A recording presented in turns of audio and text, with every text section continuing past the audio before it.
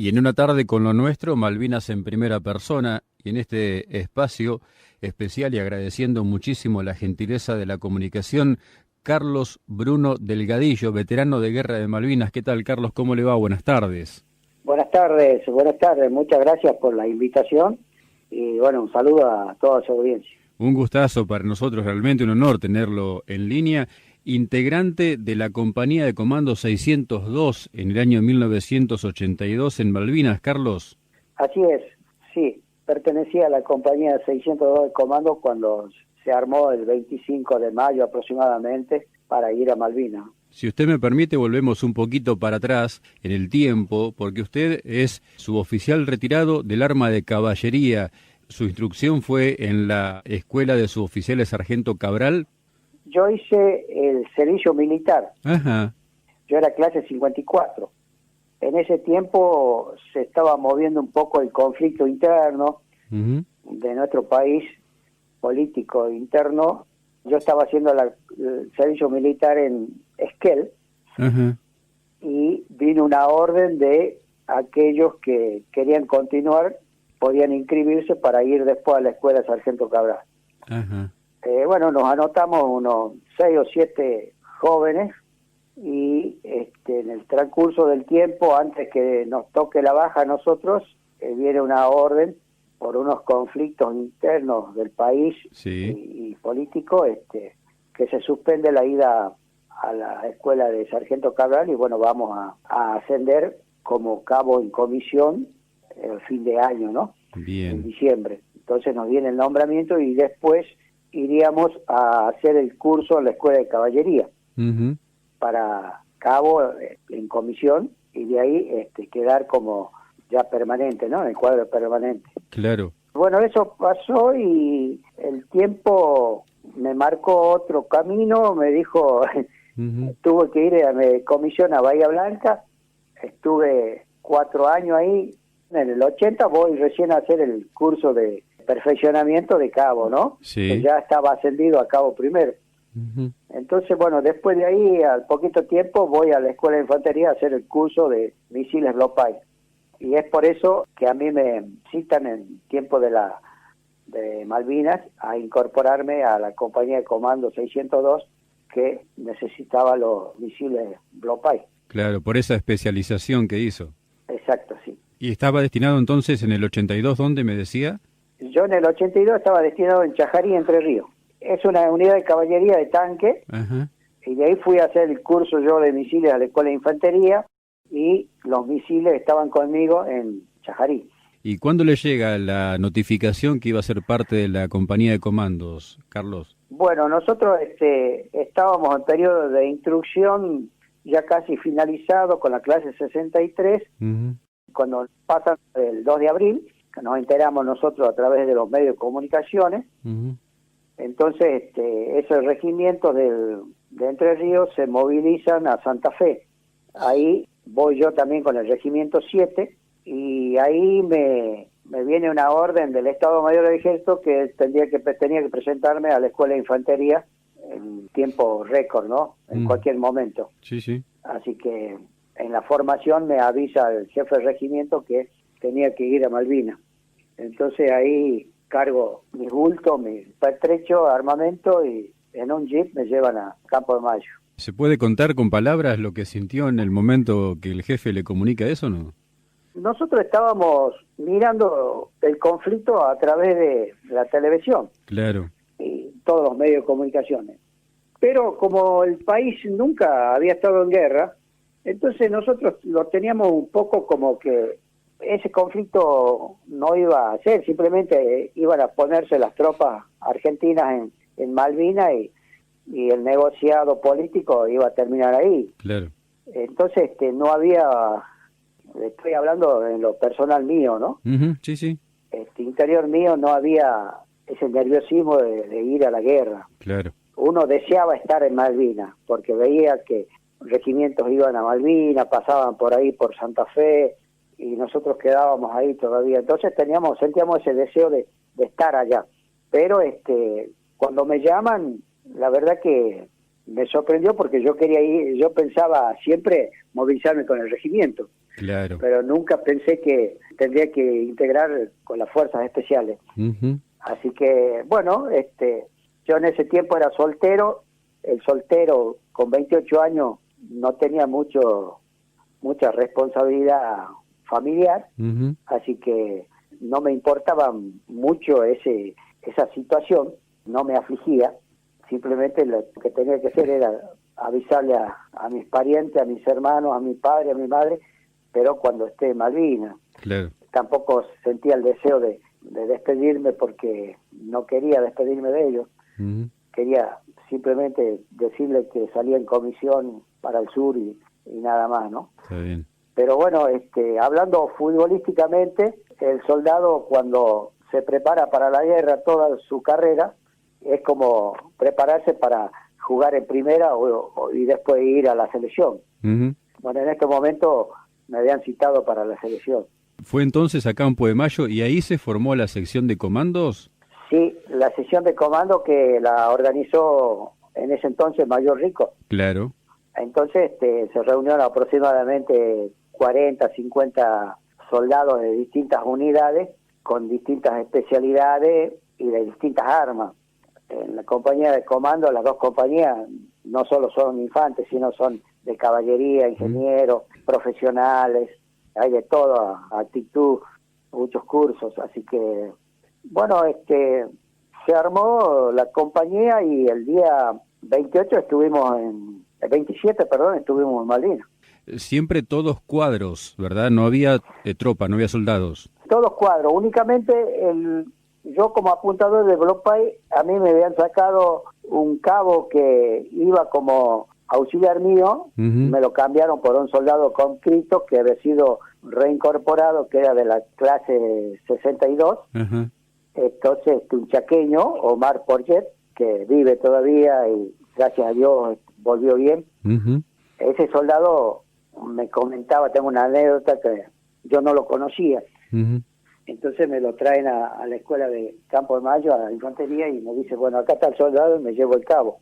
Y le digo, ¿por qué? Le decía, el cabo había hecho el curso misiles Block Pay, pero no se había recibido de apuntador, Uh-huh. por unas milésimas nada más, pero conocía el sistema. Claro. Y el soldado era un soldado reincorporado que había hecho la colimba en el regimiento donde yo estuve, pero todo su año de colimba fue caballerizo y un capitán, entonces cuidaba el caballo nada más. Sí, sí. Entonces eso me dice el soldado, me dice, mire, yo no conozco este armamento, yo simplemente tiré con el FAL, cuando rendí las condiciones de tiro nada más, pero después fui caballerizo. Y bueno, yo le digo, no te hagas problema que vos me vas a ayudar a llevar el misil, nada más. Claro, claro. Antes de pasar directamente a las acciones, Carlos, ¿nos puede contar acerca del misil para ubicar a la audiencia qué tipo de armamento estamos hablando? Es el misil Block Pay, industria del enemigo, en Inglaterra, y es un misil tierra-aire que lo usa normalmente la infantería.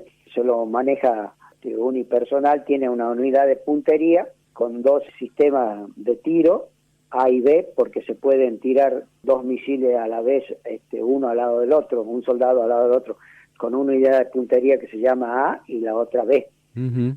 Entonces, los dos apuntadores pueden tirar cerca hacia alguna nave, ¿no? Es tierra-aire. Uh-huh. Ese es liviano.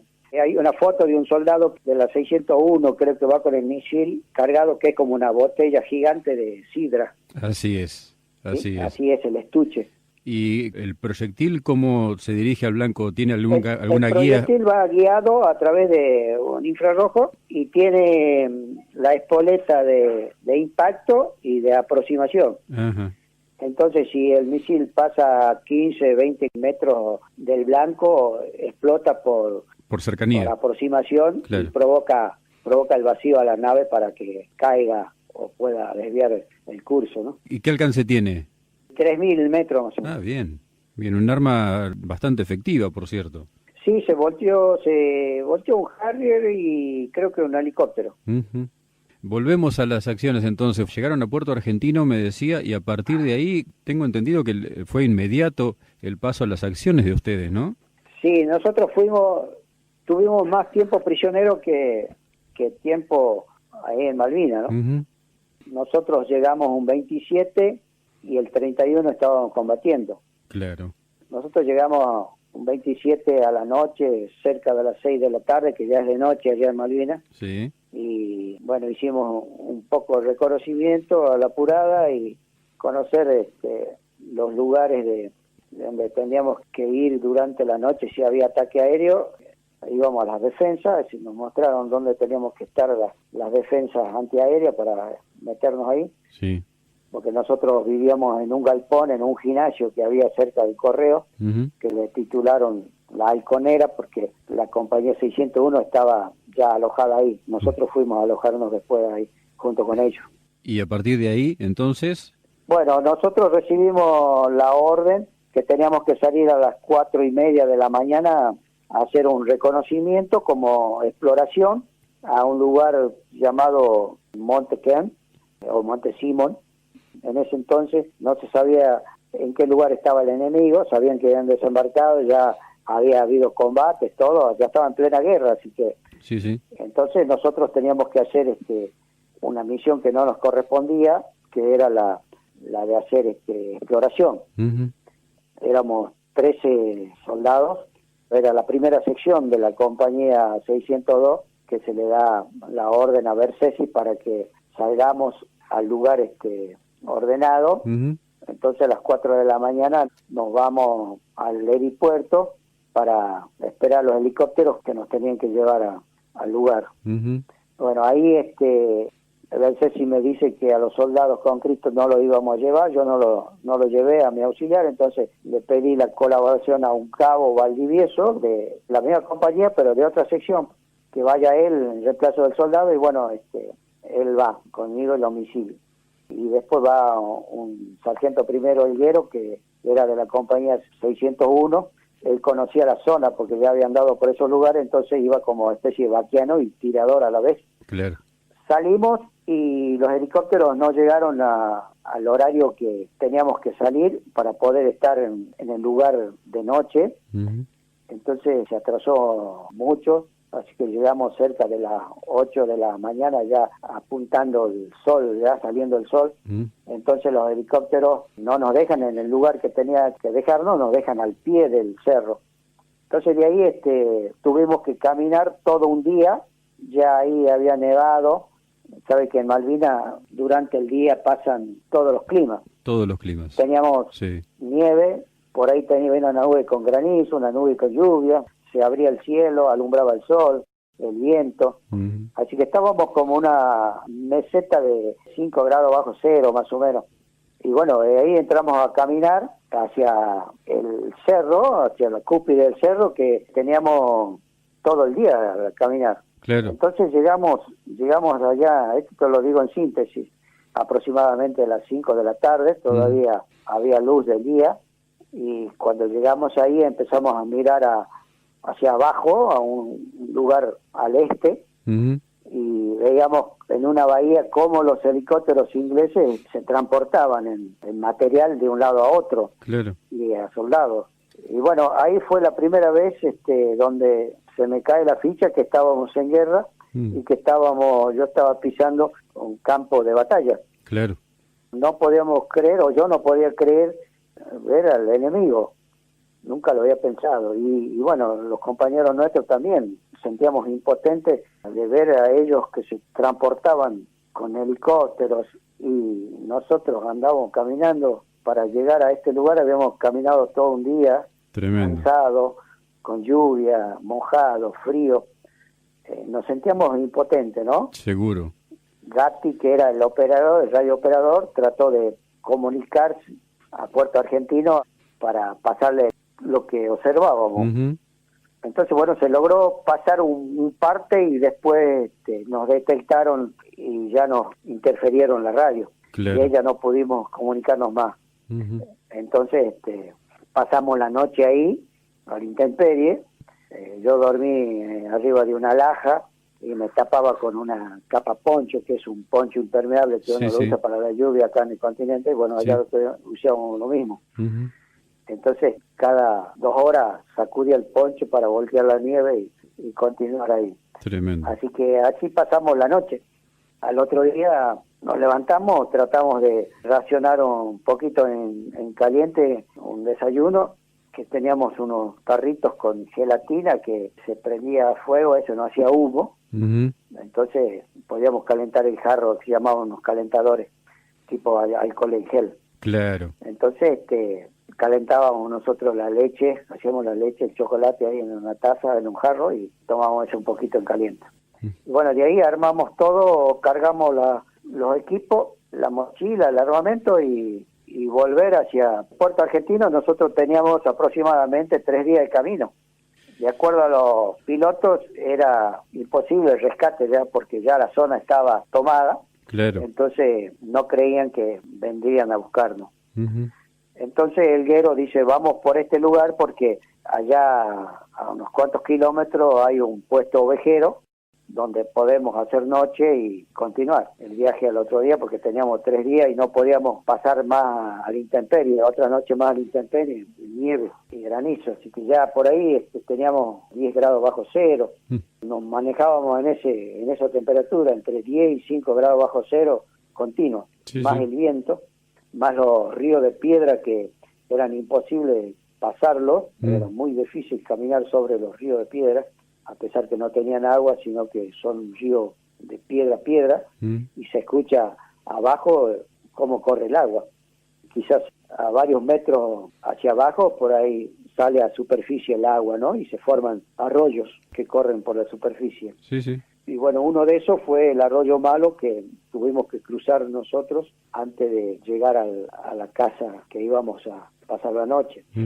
Sabíamos que no teníamos que estar dentro de una casa, pero la inclemencia del tiempo ya no nos permitían estar afuera. Teníamos que tratar de secarnos, no teníamos ropa. Seguro. Estábamos todos mojados. Llegamos al arroyo aproximadamente a las 4 de la tarde, cruzamos ese arroyo que nos daba algunos más arriba de la cintura, más arriba de la rodilla, el otro más alto. Y el tema era que no era un arroyo profundo ni tan ancho. El problema era que estaba el agua a punto de congelarse porque hacía mucho frío. Entonces tratamos de pasar calzado y con la ropa puesta, porque si nos sacábamos la ropa y pasábamos descalzo íbamos a correr el peligro de lastimarnos los pies con las piedras. Así que bueno, pasamos ese arroyo y esperamos que se adelanten 3 compañeros nuestros a verificar la casa, que estaba a unos 100 metros, si estaba deshabitada y no había algún peligro de poder llegar. Así que, bueno, cuando nos hacen señas, avanzamos nosotros a llegar a la casa, ¿no? Y bueno, ahí entramos a la casa y pudimos secarnos la ropa y racionar en caliente esa noche. Y descansar un poco también, recomponer fuerzas, ¿no? Claro, porque nosotros teóricamente no habíamos descansado desde que salimos del continente. Claro. Porque nosotros mal dormimos. Esa noche que llegamos a Puerto Argentino nos recibieron los ingleses con un bombardeo terrible aeronaval y que nosotros nos asustamos nuevo y los soldados de la compañía 601 se reían porque dicen, no se asusten muchachos, se enteraron que llegaron ustedes, están dando la bienvenida. Y bueno, pero nosotros nunca habíamos escuchado el estruendo tan fuerte de las bombas, como se reventaba el acero, ¿no? Cuando caía. Sacudían los vidrios, saltaban los cristales de los vidrios de las ventanas, los focos se apagaban por rato, y era algo tremendo, algo muy algo que nunca habíamos vivido. Así que bueno, estuvimos ahí en la casa, hicimos una guardia cada hora, uno por vez, durante la noche. Teníamos un visor nocturno, entonces con ese mirábamos por la ventana o por la puerta, porque no hacíamos afuera porque estaba nevando, entonces mirábamos. Ese visor nocturno nos permitía mirar por lo menos siluetas. Era como un televisor blanco y negro, pero así con niebla, ¿no? Entonces uno alcanzaba a ver la silueta. Si se movía sabíamos que era algo vivo, pero si no, no sabíamos distinguir. De un animal a un hombre lo podíamos distinguir, ¿no? Y así pasó la noche, y a la mañana temprano, antes que amanezca, ya estábamos levantados, empezamos a preparar las cosas. Algunos estaban desayunando en caliente. La casa tenía un entrepiso donde un grupo había ido arriba y el otro quedó abajo, y en ese grupo que quedó abajo estaba yo. Y cuando estábamos desayunando, escuchamos un ruido de helicóptero y uno dice, mira, nos vienen a buscar. Después Pedroso, que era el enfermero, no, dice, no es nuestro el helicóptero, porque los nuestros tabletean, dice, ¿no? Uh-huh. Y esto tiene turbina. Uh-huh. Entonces es como una turbina, entonces no se sentía el tableteo fuerte, sino sentía más el ruido del motor. Claro. Y los nuestros, dice, tabletean como un carro. Y nos pusimos serios y nos pusimos en silencio para escuchar bien eso. Y cuando vemos el helicóptero por la ventana, no sé quién dice, no es nuestro, dice, no tiene la franja amarilla. A mí me corrió algo por el cuerpo que parecía que estaba en el aire, no pisaba. Era increíble ver al enemigo llegando a casa en el helicóptero, ¿no? Pasando a unos 50 metros de la casa, el helicóptero pasó despacito y nosotros sin respirar. Realmente era increíble ver al enemigo y decir, estábamos esperando que explote algo, porque decíamos nosotros, es imposible que no nos vean. Claro. Saben que estamos acá. Aparte ellos tenían los aparatos de detección de movimiento y de calor en el helicóptero, así que seguro que sabían que estábamos ahí. Y se fue el helicóptero, no volvió y dijimos, se fueron, no nos vieron. Pensamos eso y después dijimos, capaz que fue a dejar gente por ahí, pues tienen alguna posición. Lo que menos hicimos es pensar que nos estaban rodeando, que nos habían visto, pero nos estaban dejando la gente para atacarnos. Uh-huh. Entonces nos apuramos a preparar las cosas y para salir, y ahí al rato dice Castillo, él estaba en la parte de arriba y mira en la ventana y empieza a alumbrar el sol hacia el campo y hay ovejas por ahí. Entonces Castillo dice, me parece que no son todas ovejas las que veo ahí, y bueno, ahí uno de ellos también dice, no, son ingleses. Había visto que cuando alumbra el sol, uno de los ingleses levanta el enmascaramiento para mirar y el sol le brilla la antiparra. La antiparra, claro. Que tiene para la nieve. Sí, claro, sí. Entonces eso brilla y ahí se da cuenta no sé quién que estaba arriba y dice, no, son ingleses. Claro. Y cuando dijo que son ingleses, escuchamos una explosión en la parte de arriba de la casa. Uh-huh. A partir de ahí fue un caos porque no paraban las explosiones, se sacudía la casa, gritos, órdenes, tratando de salir de la casa, tratar de buscar una posición para seguir combatiendo. Uh-huh. Otros saltaban por la ventana y la casa se seguía sacudiendo, se había tapado ya de tierra, de polvo, sí. Humo, porque ya estaba ardiendo. Habíamos quedado con el hierro en el piso de abajo y el piso era de madera, entonces estábamos cuerpo a tierra. Esperábamos que salgan todos y también nosotros esperábamos que paren un poco la balacera para poder salir. Uh-huh. En una de esas hace una explosión muy fuerte y nos levanta para arriba a nosotros y nos vuelve a tirar abajo, como una onda expansiva que sale de abajo, porque en el piso de abajo había como especie de un sótano, uh-huh, que parece que guardaban cosas ahí los ingleses, la gente que iba a trabajar para la esquila, todo eso. Entonces ahí parece que cayó la bomba y explotó y hizo que el piso se levante, y había una cama ahí de los Hesper, una cama de 2 plazas ahí, sin colchón, sin nada, también se levanta para arriba y cae.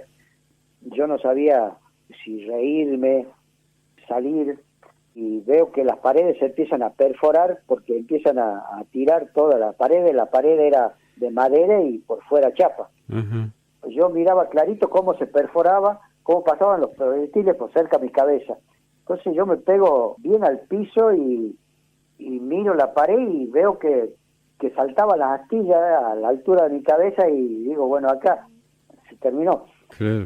Y cuando termina esa ráfaga que parecía que no se terminaba más, un segundo, son horas ahí, y dice el guero, salgamos por acá. Entonces él se arrastra hacia la puerta y quiere salir, y una granada explota cerca de la puerta y una esquirla le pega en el pecho a él.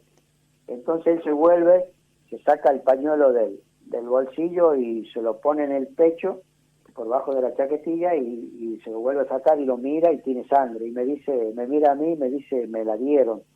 Con esa frialdad. Esa es una imagen que tengo grabada por toda la vida, de ver la tranquilidad con la que entregaba. Yo decía, tenía miedo que le haya pegado en el corazón porque estaba a esa altura. Entonces, esa tranquilidad que él me transmitió, me dio fuerza para que yo me mueva y vea si no estaba herido. Entonces me muevo, me dolía mucho el codo por el golpe que había dado cuando fue la explosión. Sí. Me puedo mover bien, entonces le digo, vamos, salgamos por acá por la ventana. Entonces saltamos la ventana y empezamos a tirar de ahí. Y bueno, ahí vemos ya a Eber tirado, muerto, Losito por un lado también lleno de sangre, Brum herido, Castillo aturdido que lo había agarrado la onda expansiva y lo había tirado a unos metros en un zanjón. Y veíamos a la iglesia que venía avanzando y nosotros tirábamos y venían avanzando y tirando fuego. Era de terror. Y cuando Gatti Bersesi, que era el jefe de la sección, nos grita que alto el fuego, porque ya habíamos quedado 5 ilesos, el resto estaba herido y habían 2 muertos. Y la casa se incendiaba. Ninguno queríamos parar hasta que pudo lograr Bersesi y Gatti hacernos entender que la cosa había terminado. Entonces, en ese desastre, en esa confusión, bronca no sabía con quién, pero bronca a la vez, tuvimos que entregar las armas y nos ordenaron juntar nuestros heridos y nuestro muerto. Y Espinosa había quedado en la casa, se incendió, no quedó nada. A los minutos vimos únicamente la chimenea del ladrillo que quedó parada, por ahí deben haber algunas fotos. Sí. Eber estaba intacto, estaba reventado por dentro. Así que lo alzamos y lo pusimos junto a nosotros, y los heridos también. Hay una foto donde estamos todos sentados ahí. Y bueno, habíamos quedado ileso Bersesi, Gatti, Pedroso, Castillo y yo. Castillo estaba un poco aturdido y sordo de un oído por la onda explosiva, pero no estaba lastimado, nada.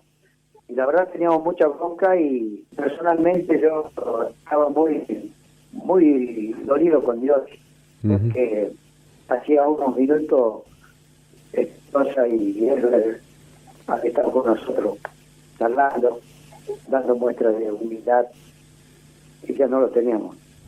Entonces me enojé mucho con Dios, porque yo no y ellos sí. Yo era un soltero y Espinosa tenía 2 nenitas de 1 año y de 2 años, creo, en ese tiempo.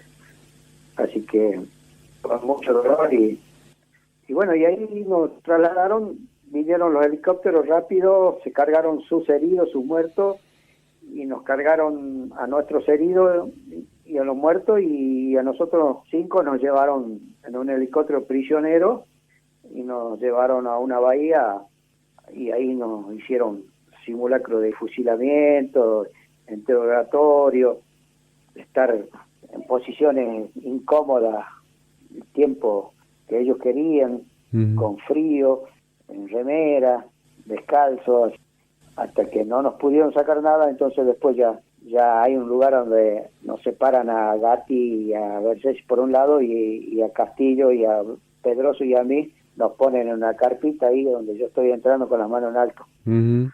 Como prisionero de guerra, ¿cuánto tiempo estuvieron, Carlos? Y bueno, después de ahí nos llevaron a un edificio que decían que era un frigorífico viejo. Y bueno, ahí estuvimos con otros soldados de otro regimiento, y ahí nos cargaron en el Norland. Y nos tuvieron, según se decía, que andaban recorriendo posición, entregando munición y abasteciendo los lugares, y después fuimos integrados a la Cruz Roja en el Uruguay. Y eso aproximadamente era el 10 de junio ya, porque el combate nuestro fue el 31 de mayo. Y bueno, nosotros llegamos a Buenos Aires, a la escuela Sargento Cabral, el día 11, creo, más o menos, porque estuvimos 2-3 días y ya nos avisaron que había terminado el combate en Malvinas. ¿Y ahí en la Cabral qué estuvieron haciendo, Carlos? Bueno, ahí ahí empezáramos otra guerra, nos tuvieron detenidos, nos tuvieron prisioneros, incomunicados, y nos custodiaban teníamos custodia para ir al baño, para ir a comer, éramos el enemigo. Éramos todo lo contrario de lo que pensábamos cuando íbamos a volver al continente. Así que de ahí Bersesi trata de comunicarse con el director de la Escuela de Infantería, que era coronel Minicucci, que nos rescate. Entonces él nos lleva a la Escuela de Infantería. Ahí a la Escuela de Infantería nos dimos cuenta que estaba la compañía 603 ya lista para salir también, pero esa no pudo ir, ya se había formado ahí, con más soldados. Bueno, ahí estuvimos unos días y nos dieron unos días de licencia para que vamos a ver a la familia, y de ahí volvamos a la Escuela de Infantería, y de ahí recién nos mandaban a las unidades respectivas, cada uno. ¿Hubo órdenes de no hablar? ¿Hubo órdenes especiales en ese tiempo? Sí, tiempo? estaba prohibido para todo el mundo hablar con los medios de comunicaciones. Eso estaba ordenado desde arriba, del comando en jefe. ¿Y en las propias unidades? Y las propias unidades recibían esa orden y nos la transmitían. Yo nunca me sentí presionado, pero siempre respeté esa idea que me había transmitido mi jefe, que era entonces el teniente coronel Groba, que era el regimiento. Cuando yo volví me recibió y entablamos una buena amistad. Pero él me comentó que había una orden de Nicolai del cual no podía hablar con los medios de comunicaciones. Y si tenía que hablar, tenía que pedir permiso, y si me autorizaban, bueno, hablaba. Así que nunca lo necesité, nunca pedí permiso y nunca quise hablar. Así que hicimos silencio. Estábamos muy, muy dolidos porque cuando uno vuelve de la guerra, yo volví al regimiento porque de ese regimiento fui yo y el soldado nada más. De 600 tipos del regimiento fuimos 2. Entonces el soldado se fue de baja y quedé yo como responsable de la derrota ante todo ello. Entonces yo lo que encontré en el regimiento fueron el edificio, y mis camaradas que habían quedado ya no eran mis camaradas, porque ya no me entendían ellos a mí ni yo los entendía a ellos. Por eso siempre yo a veces en los escritos, en algunas charlas que hago, siempre digo que el soldado con Cristo, el cuadro tanto oficial o suboficial que fue a Malvinas, murió allá. Y volvió otro soldado. Allá Malvinas nos parió soldados de la patria. Claro. Entonces, nuestra patria es Malvinas. Y al volver al continente, ya el soldado que había salido del Regimiento 7 ya no volvió nunca más, volvió un soldado de la patria. Entonces, el desencuentro y la falta de comunicación de uno y de otro provocaron hechos violentos en algunas unidades, y después vino surgiendo Semana Santa y todo eso reventó todo ahí. ¿Y hasta cuándo fue ese silencio? ¿Hasta cuándo fue esa distancia? ¿Cuándo se empezaron a acercar o nunca pasó? No, porque usted si usted mira la historia, los oficiales que tienen la posibilidad de llegar a conducir una unidad o la institución, nunca llegaron veteranos de guerra. Y el que llegó es porque le vendió el alma al diablo. Entonces, usted va a ver que todos los oficiales se fueron de subteniente, de teniente, de capitán, de coronel, de teniente coronel, de mayor, y los que llegaron a coronel o a general nunca tuvieron un cargo trascendente dentro de la institución. Seguro que fueron escondidos por ahí, que se llenen de musgo, como los proyectos que tuvo el coronel Seilaní para un nuevo ejército. Deben estar por ahí tirados, llenos de humedad, y quizás las nuevas generaciones, cuando yo voy a hablar a las instituciones, digo, quizás ustedes encuentren el proyecto de una nueva institución para que hagan fuerte la institución. A nosotros nos corrieron, nos tuvimos que ir porque ya no encajábamos. Claro. ¿En qué año dejó la fuerza, Carlos, y con qué grado? Yo me fui de sargento en el 86, tiempo de Semana Santa. Claro. Yo de Chajarí después en el 82 me sale en el 84 me sale el pase a Santa Cruz, al regimiento de Tanque 11. Y cuando yo volví de Malvinas, cuando volví al regimiento, nunca más pude dar instrucción. Me mandaron a mí encargado de casino, de oficiales, a contar plato y cubierto y ver que el soldado limpie un edificio. No, tremendo. Y había un mayor, me acuerdo, que él siempre me sacaba y me decía, venga, vamos a recorrer a los soldados en la instrucción. A mí me daba vergüenza porque él me ponía siempre como ejemplo. Y nunca pudo lograr que yo vaya a dar instrucción o que cuente mi historia, la vivida de un soldado que estuvo en la guerra. Y bueno, eso pasó a lo largo y ancho de toda la fuerza. Entonces, cuando voy a Santa Cruz, ya tenía mi destino interno fijo, me mandaron al casino de oficial. Qué bárbaro. Y ahí un teniente me dice, se entera que yo soy veterano de guerra y me dice, che, ¿vos estuviste en Malvinas? Sí, le digo, yo estuve en Malvinas. Me dice, ¿pero por qué está acá? Dice, vení, dice, yo voy a hablar con el jefe, dice, vos tenés que estar en mi escuadrón, dice, así nos contá la experiencia, qué cosas hizo mal, qué cosas hizo bien. Bueno, le digo, andá y habla. Y bueno, el otro día viene y dice, che, me cagaron a pedo, me dijeron que el gadillo no se lo toca. Así que yo nunca más, en ese regimiento, nunca hice la bandera, ni estuve presente en el izamiento de la bandera, en ninguna formación. Así que el soldado que volvió de Malvinas era un enemigo dentro de la institución. Qué bárbaro. Y por eso, y ustedes van a ver que después de 20 años empezamos a hablar.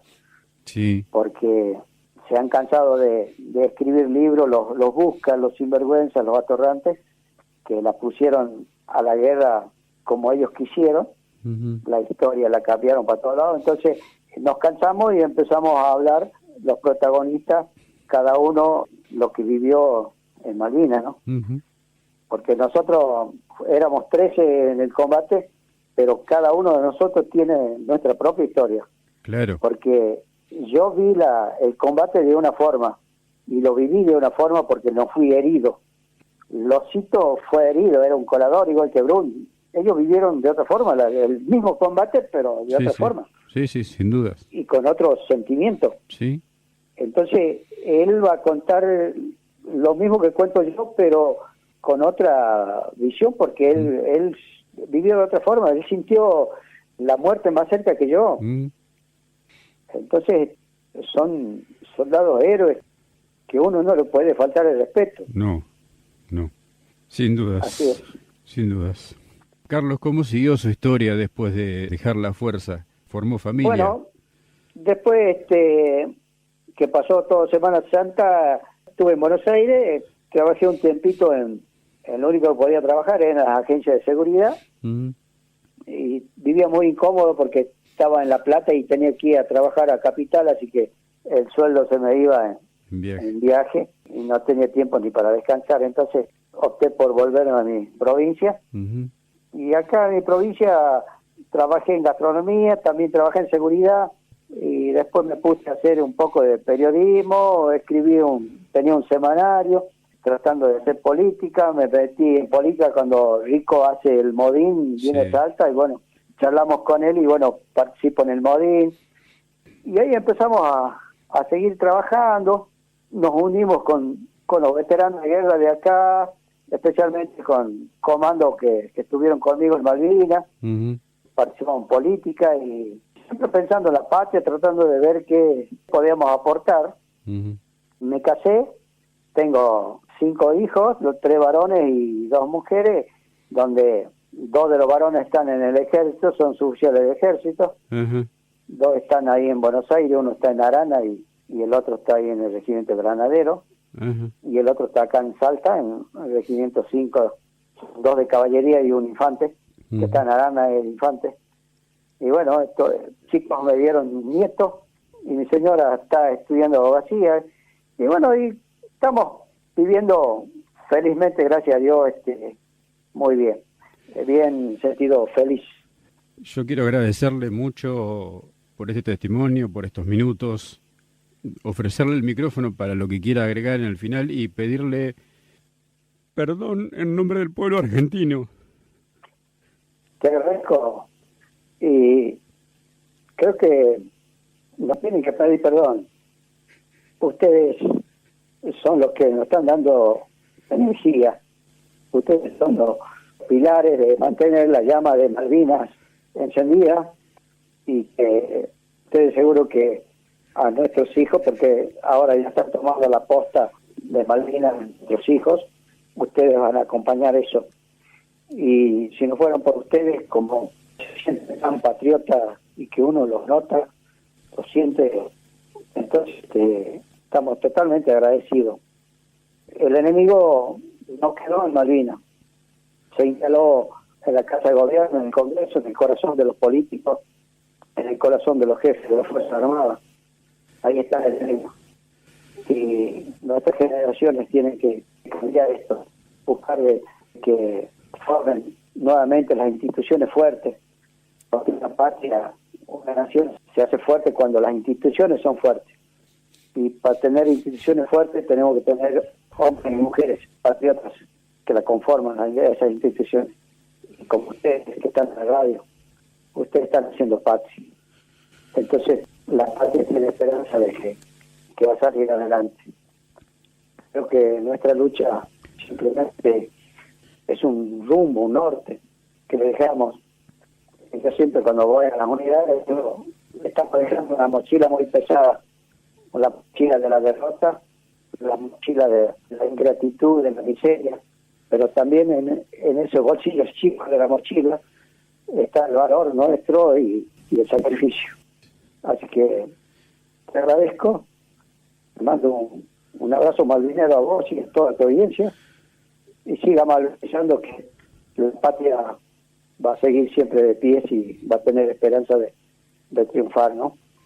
Un gran abrazo, Carlos. Saludos a la familia y gracias por tanto. Gracias, gracias, un abrazo. Estamos en contacto siempre. Carlos Delgadillo, veterano de Guerra de Malvinas, comando de la Compañía 602, en Una tarde con lo nuestro, en Malvinas en primera persona.